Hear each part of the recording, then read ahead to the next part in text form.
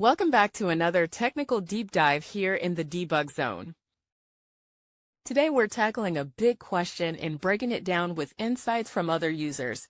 Hopefully this clears up some misconceptions and helps you get the answer you need. So buckle up, stay a little curious, and let's jump right in.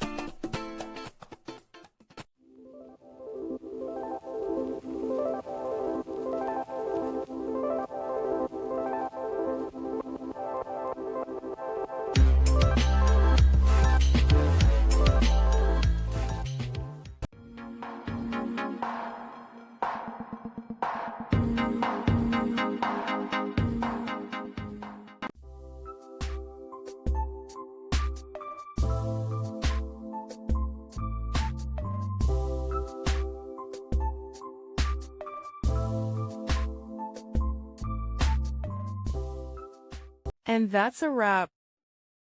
I hope you found the answer you were looking for. If you did, take a second to hit that subscribe button. It really helps out. And let me know in the comments which solution worked best for you.